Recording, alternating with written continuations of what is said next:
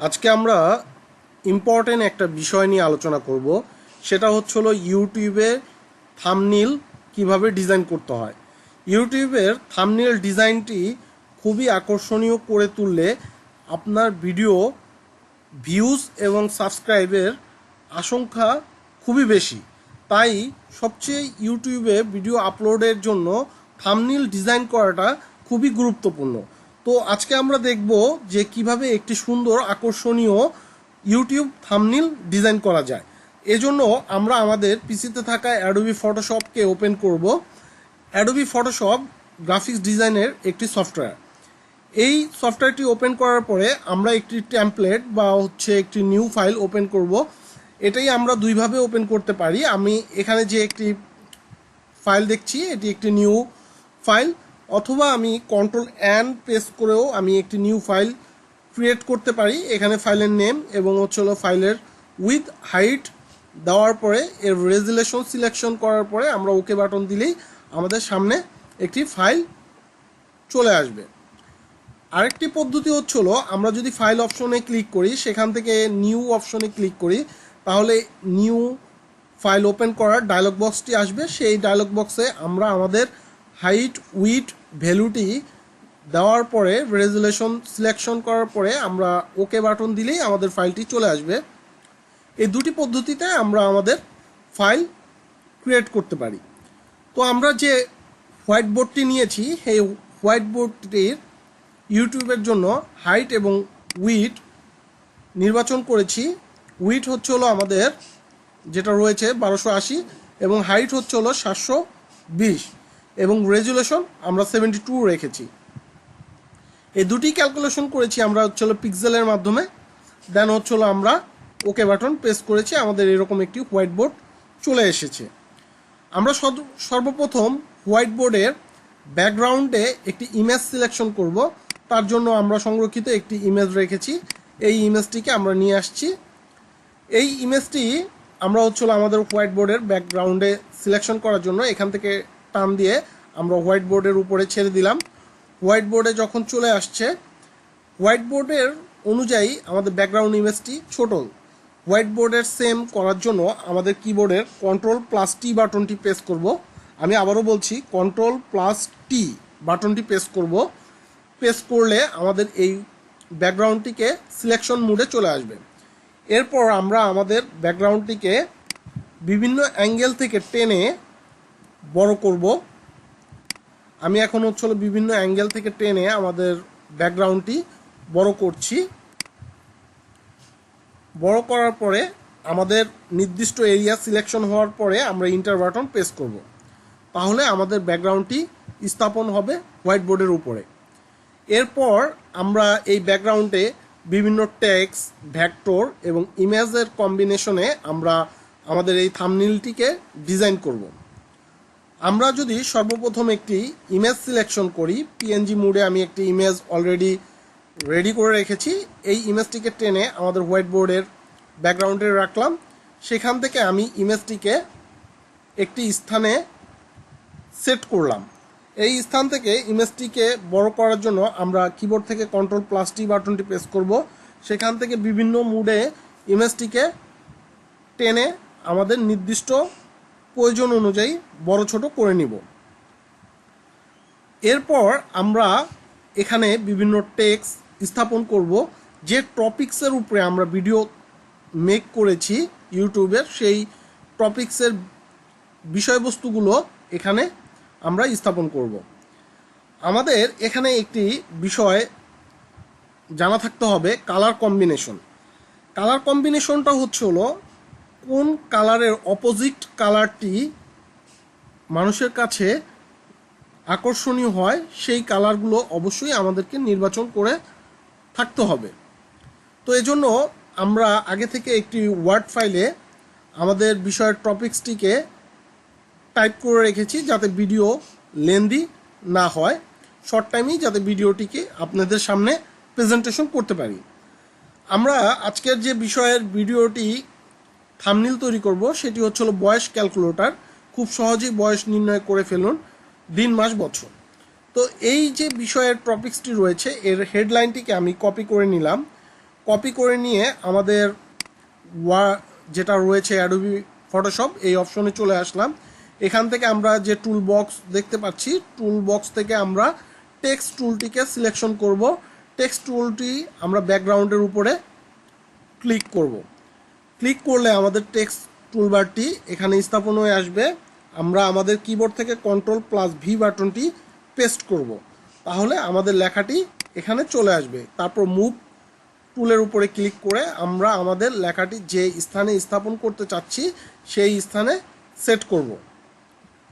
এখন বিষয়টি হলো এই যে ব্যাকগ্রাউন্ডের সাথে টেক্সট কালারটি কিন্তু ম্যাচিং হচ্ছে না। তো এই জন্য আমরা ম্যাচিং করার জন্য আমরা সিলেকশন করলাম লেখাটিকে। সিলেকশন করার পরে আমরা টেক্সট কালারের উপরে ক্লিক করলাম, সেখান থেকে আমরা কালার সিলেকশন করব, দেন আমরা ওকে বাটন ক্লিক করব। করলে এখন যে আমরা বিষয়টি দেখছি যে আমাদের লেখাটি এখন বোঝা যাচ্ছে। আমরা যদি আরটু আকর্ষণীয় করতে চাই তার জন্য আমরা বিভিন্ন ভেক্টর সিলেকশন করব। এখান থেকে ভেক্টরটিকে যে রাউন্ডে দিতে চাচ্ছি সেই রাউন্ড টেক্সট বরাবর সিলেকশন মোডে রাখলাম। রাখার পরে আমরা লেয়ার, এই যে আমাদের পাশে লেয়ার বক্স রয়েছে, লেয়ার বক্সটি অনুযায়ী ধরে আমরা টেক্সট লেয়ারের নিচে দিব। তাহলে আমরা দেখতে পাচ্ছি যে টেক্সট লেয়ারটি উপরে হয়ে গেছে এবং ভেক্টর লেয়ারটি নিচে চলে আসছে। এই যে ভেক্টরের শেপ কালারটি রয়েছে, এই শেপের উপরে আমরা যদি ডাবল ক্লিক করি তাহলে আমরা কালার পিক্সেল পেয়ে গেছি। সেখান থেকে আমরা কাঙ্ক্ষিত যে কালারটি দিতে চাচ্ছি সেই কালারটি সিলেকশন করব। করে আমরা ওকে বাটনের উপরে ক্লিক করলে আমাদের ভেক্টরের কালারটি চেঞ্জ হয়ে গেছে। শেপ কালারটি চেঞ্জ হওয়ার পরে আমরা এটাকে সঠিকভাবে স্থাপন করার জন্য মুভিং টুলের সাহায্যে বড় ছোট করে নেব। এখানে একটু আমরা দেখতে পাচ্ছি যে বড় করতে হবে, তো আমরা বড় করে নিলাম। বড় করে নিয়ে আমাদের টেক্সটের সাথে শেপের সেট করে নিলাম। নেওয়ার পরে আমরা ইন্টার বাটন প্রেস করব। ইন্টার বাটন প্রেস করলে দেখতে পাচ্ছি যে আমাদের শেপটি কালার কম্বিনেশনের সাথে হোয়াইটের সাথে ব্ল্যাক ম্যাচ হয়। তো আমরা এখানে একটি বিষয় বুঝলাম যে কালার কম্বিনেশন বিষয়টি। এরপরে আমরা যে টপিক্সের হেডার রয়েছে, হেডার টপিক্সের বিষয়টি আমরা উত্থাপন করব।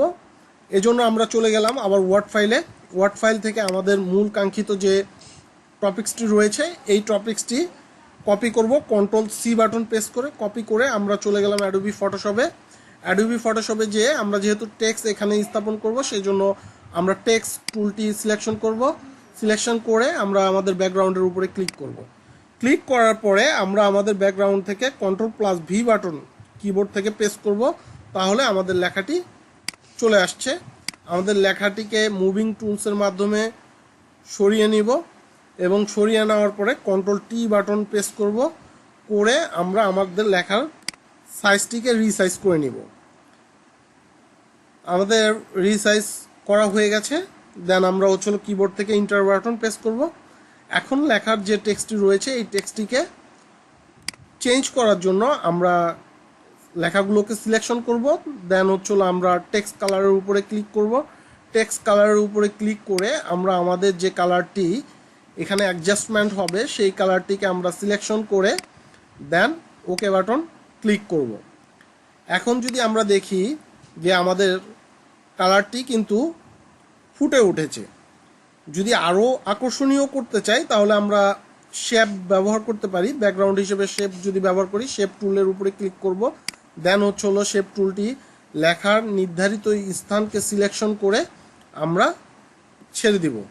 দেন এই লেখাটিও টেক্সটের লেয়ারের নিচে যাবে। টেক্সট লেয়ারের নিচে আমরা শেপ লেয়ারটি নিয়ে আসলাম। এখন দেখতে পাচ্ছি যে শেপ লেয়ারটি টেক্সট লেয়ারের নিচে চলে গেছে। টেক্সট লেয়ারের নিচে চলে যাওয়ার পরে টেক্সট লেয়ারের যে লেয়ারটি রয়েছে এই অনুযায়ী শেপ লেয়ারটি ছোট হয়েছে। সেই শেপ লেয়ারটিকে আমরা নির্দিষ্ট মার্জিনে রেখে সিলেকশন করে ওকে বাটন প্রেস করব। এখন আমরা দেখতে পাচ্ছি যে আমাদের শেপ লেয়ারটি নির্দিষ্ট স্থানে স্থাপিত হয়েছে। শেপ লেয়ারটির কালার কম্বিনেশনের জন্য আমরা শেপ লেয়ারের যে কালারটি দেখতে পাচ্ছি এই কালার আইকনের উপরে ক্লিক করব। করলে আমরা কালার ডায়লগ বক্স পেয়ে গেলাম। সেখান থেকে আমরা যে কালারটি স্থাপন করতে চাচ্ছি সেই কালারটি দিয়ে আমরা আমাদের কাজটি সম্পূর্ণ করব। দেন হচ্ছে হলো আমাদের কালার সিলেকশন হয়ে গেলে আমরা ওকে বাটনের উপরে প্রেস করব। তো এখানে আমার যে বিষয়টি ছিল সেই টপিক্সটি কিন্তু চলে আসছে অলরেডি। এখন এই টপিক্সকে আরও অ্যামেজিং করার জন্য আমরা বিভিন্ন ইমেজের সহায়তা নিতে পারি। যেমন ক্যালকুলেটর চাচ্ছে, তো আমরা ফর এক্সাম্পল হিসেবে একটি ক্যালকুলেটরকে এখানে স্থাপন করতে পারি।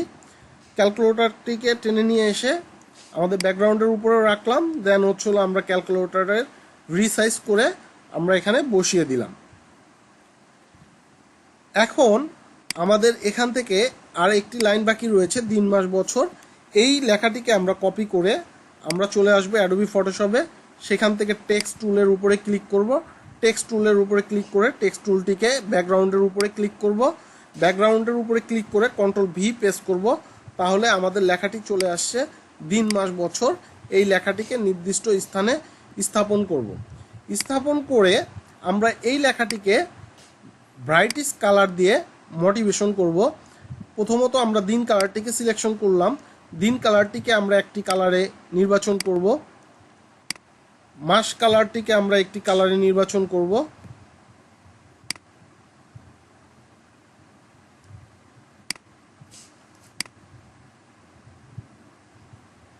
মাস কালারটিকে আমরা একটি কালারে নির্বাচন করেছি। বছর যে লেখাটি রয়েছে এই কালারটিকে আমরা একটি কালারে নির্বাচন করব।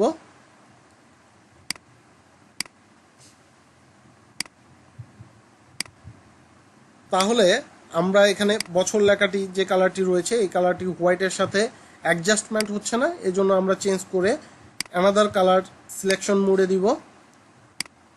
দিয়ে যদি আমরা দেখি এখন আমাদের অলরেডি আমাদের থাম্বনেইলটি তৈরি হয়ে গেছে। তো এইভাবেই আমরা আমাদের থাম্বনেইলকে খুবই আকর্ষণীয় এবং সুন্দরভাবে ডিজাইন করে ফেলতে পারি। এই থাম্বনেইলটিকে সংরক্ষণ করার জন্য আমরা ফাইল অপশনে চলে যাব। সেখান থেকে সেভ অপশনে চলে যাব।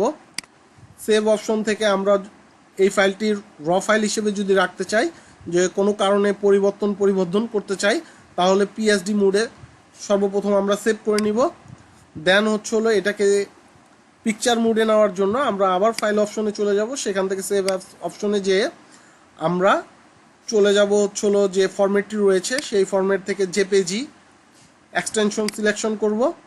দেন হচ্ছে হলো আমরা ওকে বাটন প্রেস করে, যেহেতু অলরেডি দেখাচ্ছে এখানে একটি নাম চেঞ্জ করে, দেন হচ্ছে হলো আমি সেভ বাটনের উপরে ক্লিক করব। তাহলে আমাদের ওকে বাটনটি প্রেস করব, তাহলে আমাদের যে ফাইলটি আমরা অলরেডি তৈরি করেছি সেটি পিকচার মোডে রেডি হয়ে গেছে। এই হচ্ছে হলো আমাদের থাম্বনেইল। তো এভাবেই আমরা আমাদের যে ভিডিও টপিকসগুলো রয়েছে এই ভিডিও টপিকসগুলোকে উপর ভিত্তি করে খুব সুন্দরভাবে আকর্ষণীয়ভাবে থাম্বনেইল ডিজাইন করতে পারবো। তো আজকের বিষয়টি এই পর্যন্তই। সবাই ভালো থাকবেন। আল্লাহ হাফেজ।